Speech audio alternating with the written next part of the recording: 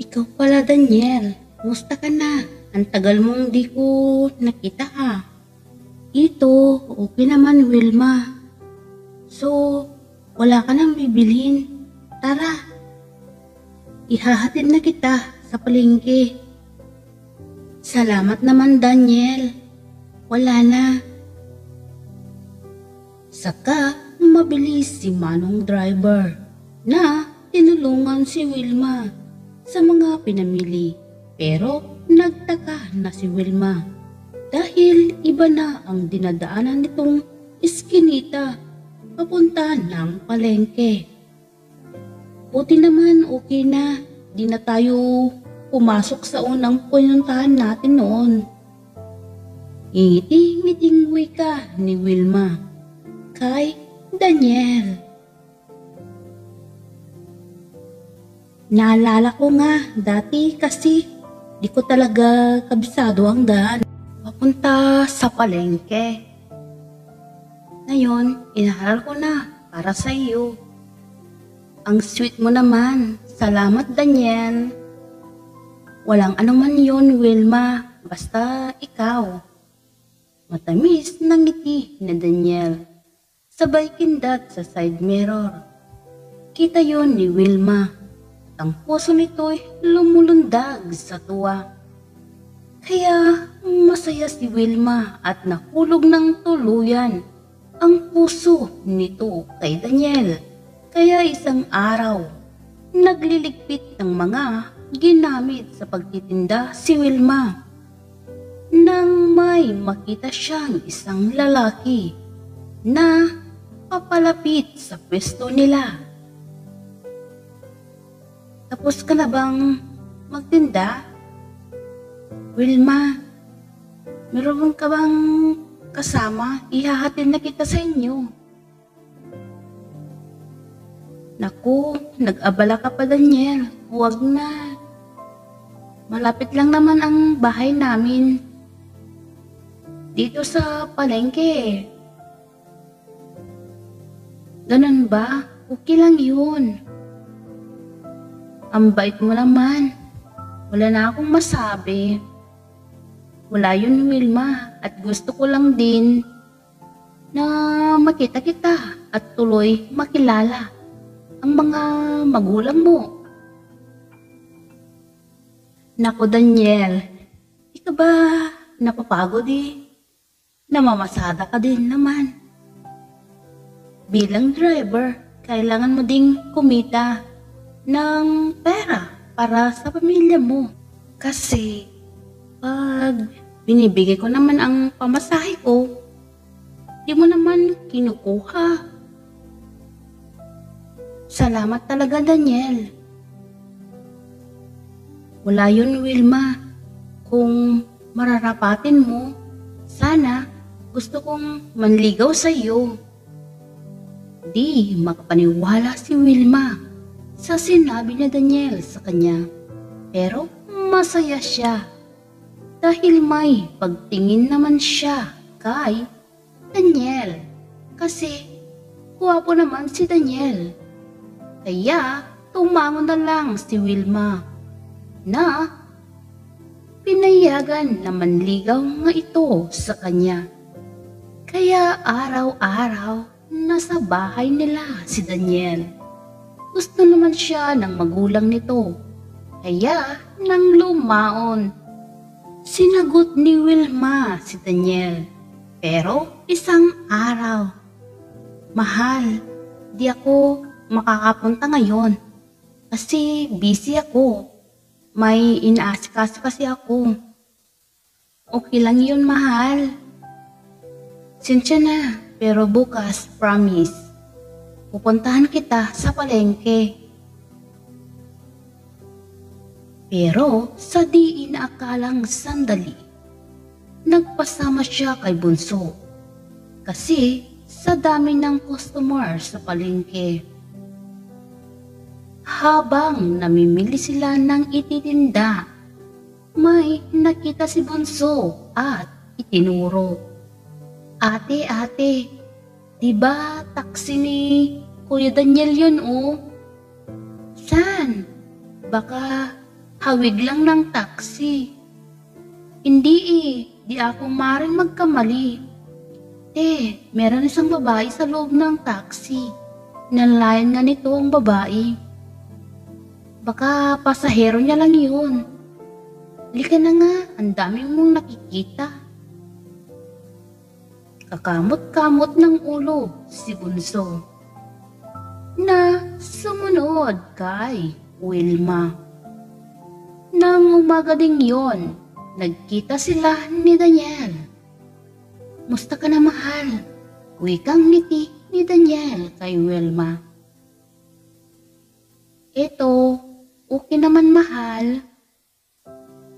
May gusto sana akong tanungin sa'yo. Kung pwede.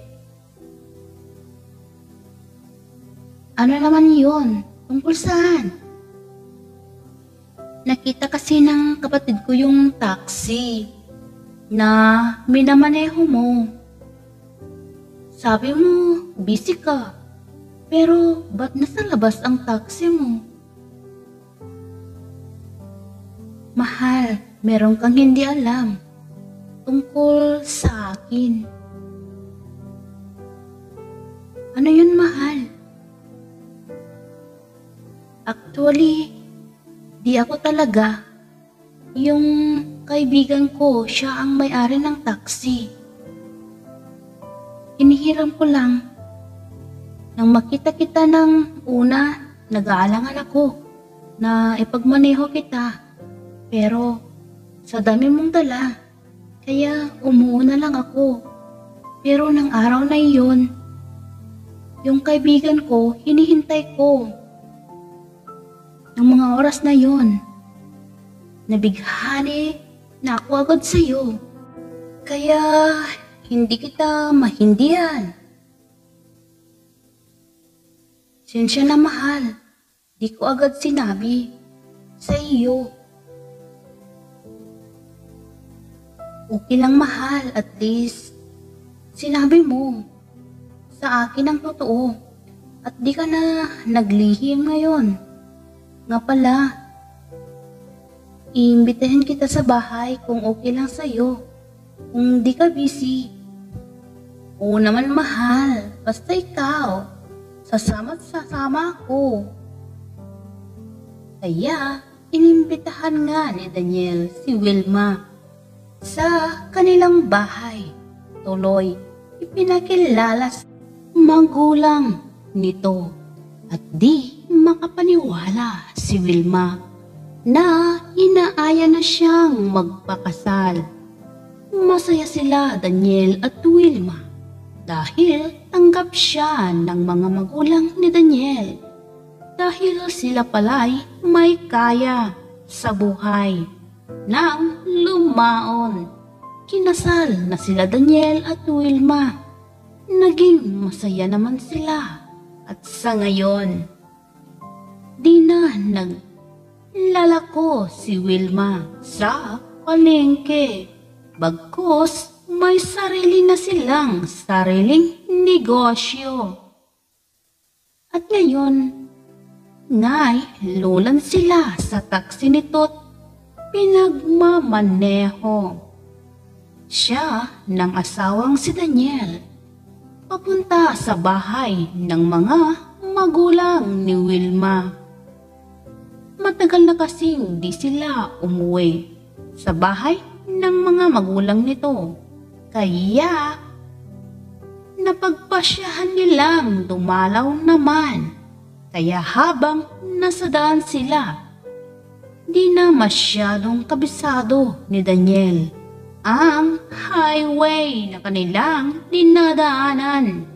Kaya dahan-dahan po manong driver.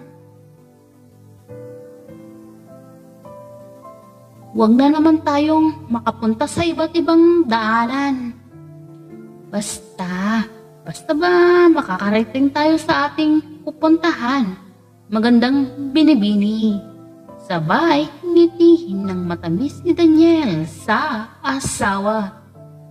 Si Wilma, kinikilig naman ito at tawanan silang dalawa dahil wala nang mahihiling pa si Wilma. Napakabait ni Daniel sa kanya at masaya silang nakarating sa bahay ng mga magulang ni Wilma.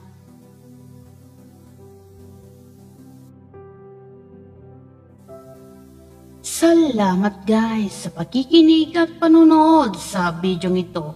At sana nagustuhan ninyo ang kwento. At shout out sa inyong lahat.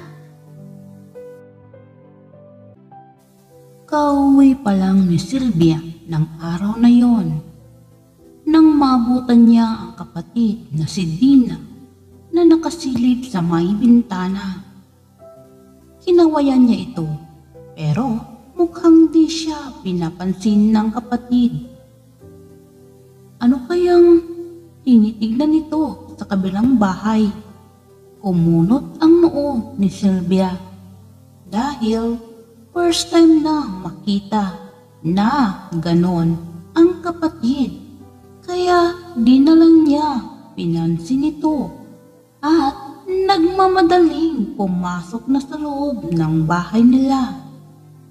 Pero andun pa din ang kapatid na parang estatwa, kaya unti-unti siyang pumunta sa tabi nito. Sa kanito pinulaga ang kapatid. Bulaga, "Oo ate, dyan ka na pala. Kanina pa kaya o dito nagpapapansin sa'yo. Di ka man lang tumitingin. Parang may sarili kang mundo. Ha, ano bang tinitignan mo dyan sa kapitbahay?" Ate, tatawa-tawang ngiti ng kapatid. "Di mo ba alam, meron tayong kapitbahay na gwapo. Dumating na yung anak ni Nanay Alice galing States. Gwapo niya talaga." "Nge, kailan pa nagkaroon ng kapitbahay na gwapo?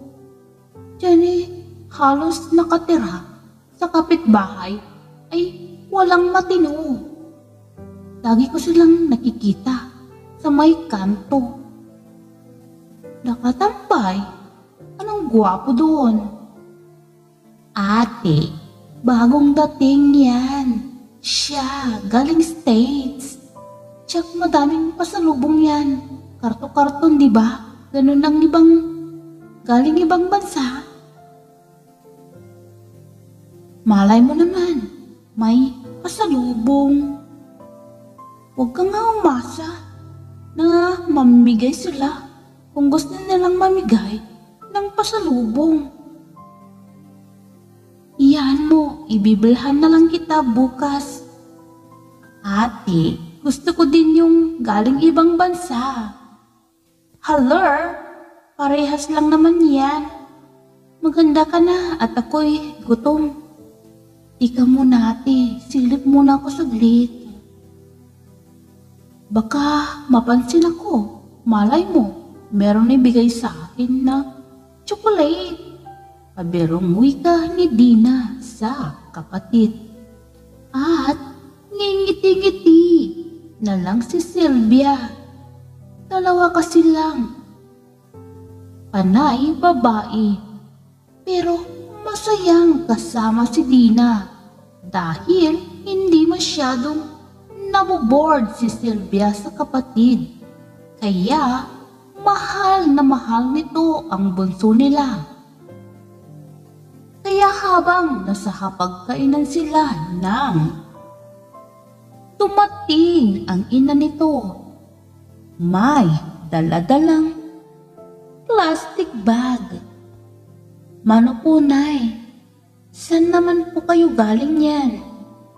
"Napadaan ako sa ating kapitbahay na meron balikbayan dyan sa kabila. Binigyan naman ako ni Wancho ng 5 sabon at 3 tsokolate at at isang duster pasalubong daw sa akin. Nang madinig ng kapatid ni Digna na may chocolate, agad nilantakan ng kapatid. "Kain na po kayo, Nay." "Oo, anak."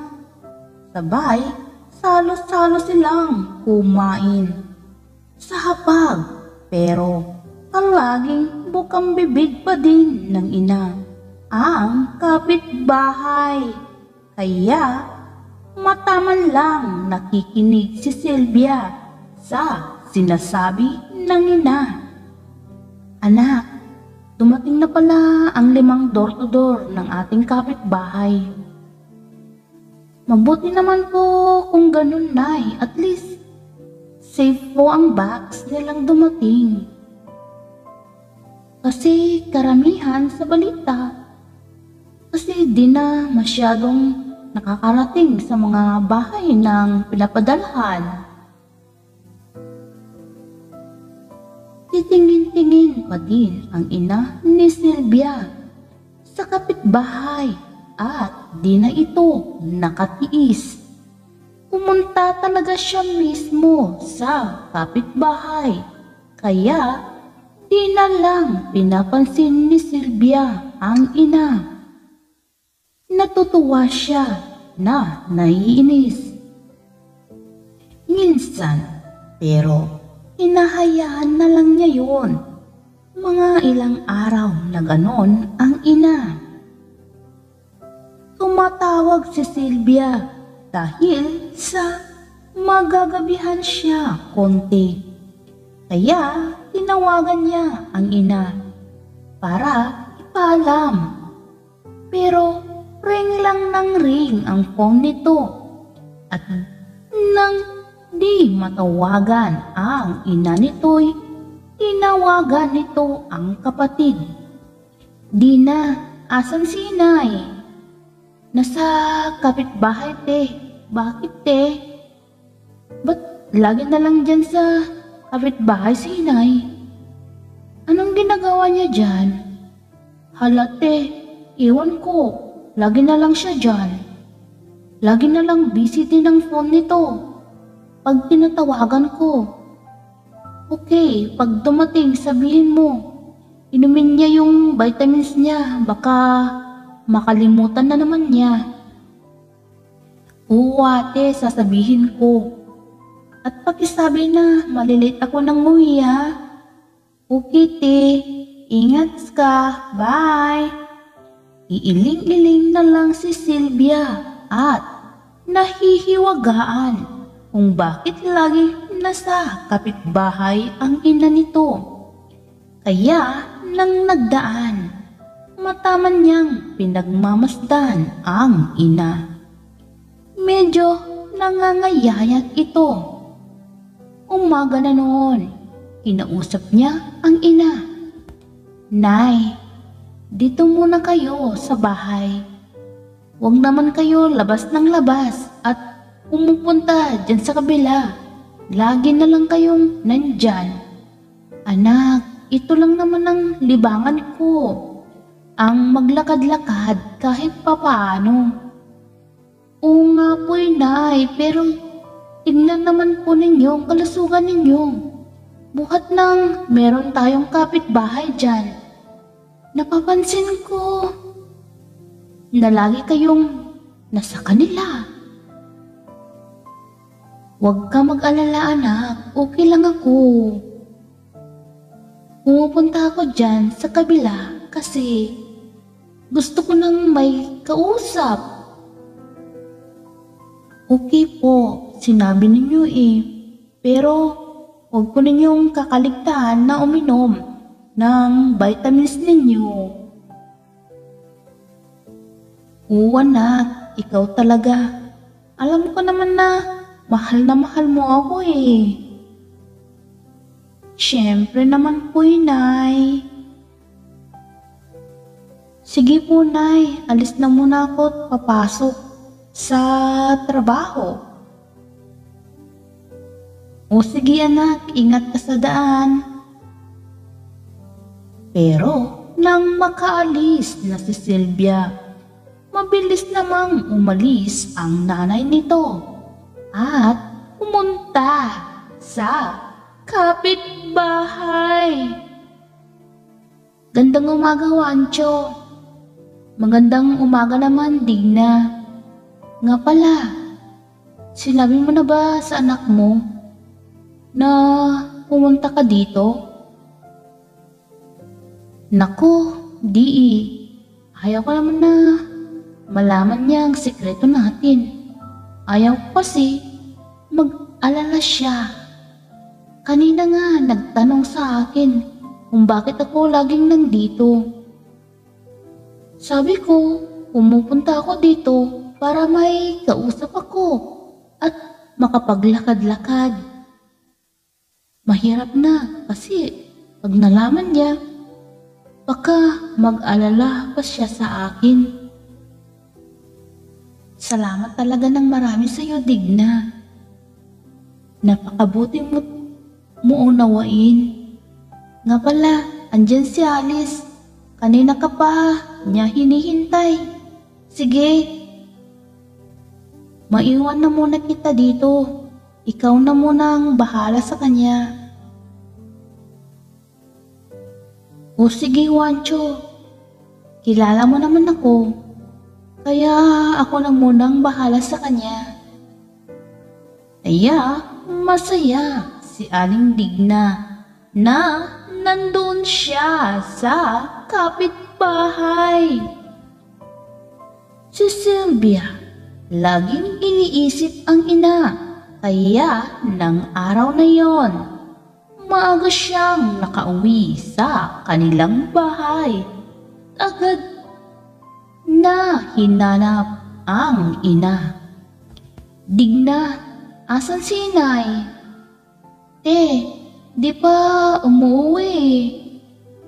Ano? Kanina pa siyang umaga umalis. Ngayon, di pa din umuwi? Kaya mabilis na pinuntahan ang bahay ng kapitbahay at siya'y kumatok. Pero walang sumasagot, kaya pumunta na sa likod bahay ng mga ito. At doon niya nakita ang ina na nagsasampay. Inay, ba't dito kayo nagsasampay? Ah, anak? Ano pong ginagawa ninyo dito sa kapitbahay? Anak, sensya na, gusto ko lang makatulong sa iyo sa mga gastusin sa bahay, kaya nakisuyo ako na pumasok bilang kasambahay sa kapitbahay. Mababait naman sila. Pero Nay, bakit po kayo naglihim sa akin? Isinikreto niyo ang lahat. Bakit po? Di makatingin ng diretsyo ang ina ni Sylvia sa kanya. Nang saktong may lumabas, buhat sa may pintuan, isang lalaki. Magmerienda na muna kayo, Nanay Digna. May bisita pala kayo, Nay. Salamat, Luigi. Luigi, ang anak ko, si Sylvia. Anak, si Luigi. Matamang nagtitigan sa mata si Luigi at Sylvia. Sabay ngiti ni Luigi dito. Huwag kang mag-alala, Sylvia. Okay naman ang nanay mo dito. Tinutulungan niya si Mama. Mahirap naman kasi na mag-isa lang si Mama. Kaya pinakiusapan namin si Nanay Digna na kung maaari kasama niya dito habang si Papay nasa trabaho. Tumingin si Sylvia sa ina at muling binaling ang tingin kay Luigi bago ito umalis. Pagpasensyahan mo na ang anak ko, Luigi. Di kasi nito alam na namasukan ako bilang kasambahay. Okay lang po, Nay. Yun, ngiting uwi ka nito sa matanda. Kaya nang umuwi si Aling Digna, di sila nagkausap ni Silvia. Dumaan ang mga araw, di pa din sila nagkikibuan na mag-ina. Kasalukuyang nasa trabaho si Silvia. Friend, merong naghahanap sa iyo sa labas. Sino, friend? Luigi daw eh. Ang kapitbahay namin. Ano daw ang sadya? Kapitbahay ninyo, friend? Meron ka pala kapitbahay na gwapo. Di mo man lang sinabi. Kinikilig ng wika ng kaibigang si Gina. Tigil ka nga dyan, friend. Naku, malay ko ba kung manliligaw mo? Itinguwi ka nito. Sabay pinuntahan ang bisitang naghihintay sa labas. Ikaw pala, Luigi, may kailangan ka? Ayahin sana kitang kumain sa labas. Pag okay lang sa'yo, at para na din makapag-usap tayong dalawa. Ano naman ang pag-uusapan natin? Gusto ko lang pag-usapan natin ang tungkol sa mama ko at nanay mo. O sige, Maya. Hintayan na lang kita dito hanggang matapos ang trabaho mo. Ikaw ang bahala. Kaya pinanlakahan ni Silvia si Luigi. Salamat naman at pinaunlakan mo ang imbitasyon ko. Wala yun. Nga pala, ano bang pag-uusapan natin? Tungkol saan? Diba, sinabi ko na kanina na tungkol kay Nanay Digna at sa mama ko.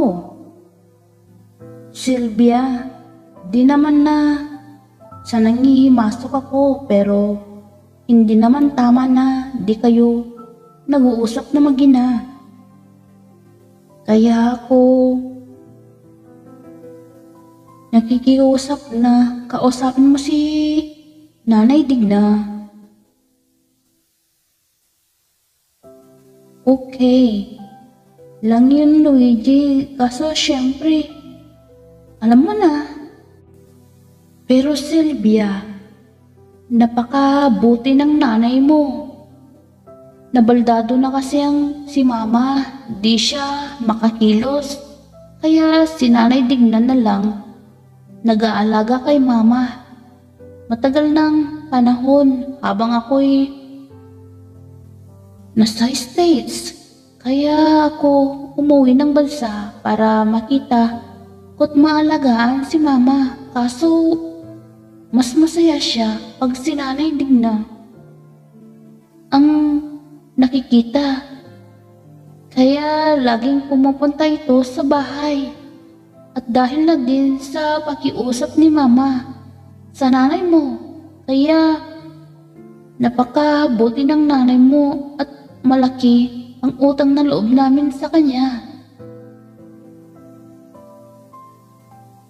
Sa pagbantay-bantay kay mama. Ganun ba?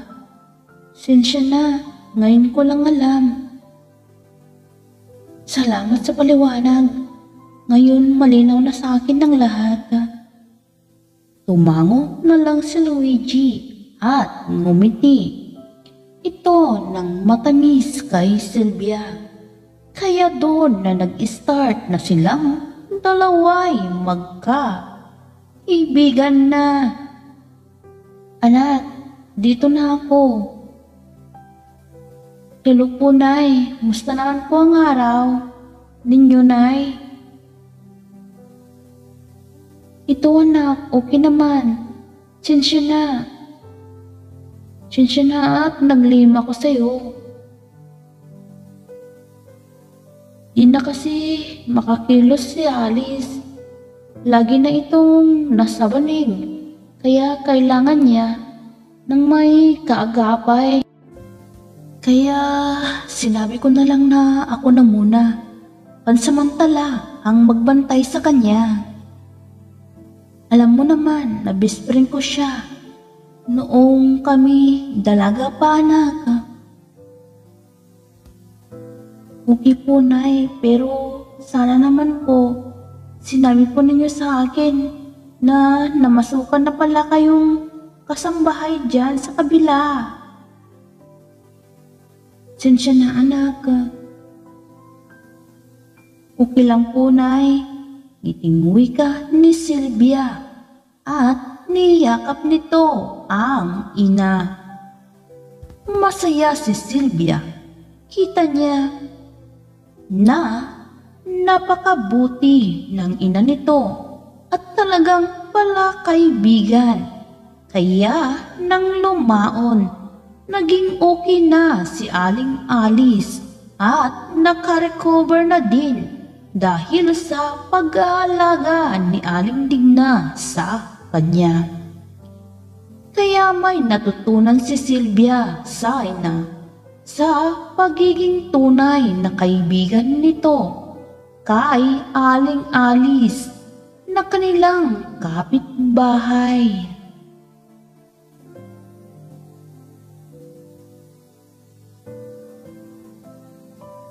Hello guys! Salamat sa pakikinig at panonood sa video nito. At shout out sa inyong lahat!